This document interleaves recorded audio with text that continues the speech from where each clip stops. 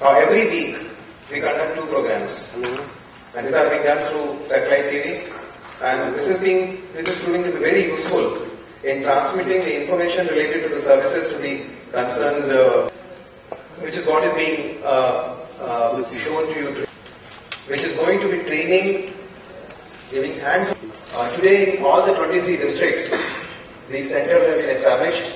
They are going to be having 5 days of.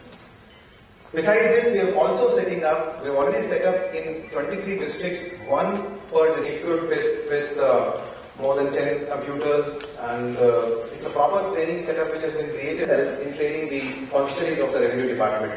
And all these 23 training centers in revenue divisional offices would also play a huge role.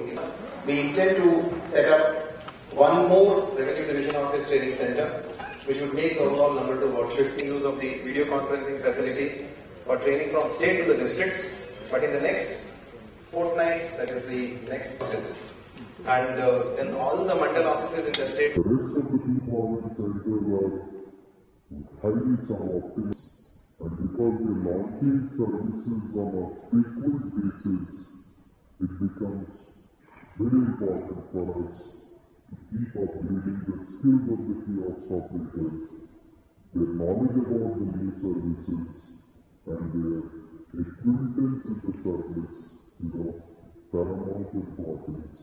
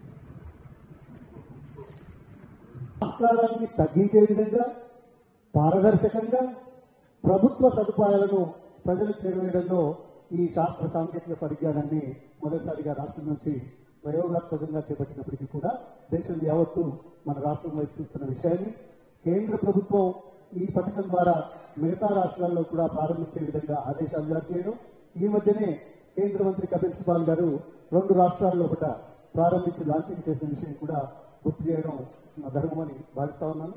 ఈ రోజు ఈ శిక్షణ కార్యక్రమాలు 12 సదుపాయాల నుంచి 100 పైసలు సదుపాయాలు ఈ రోజు తీసుకొచ్చారు.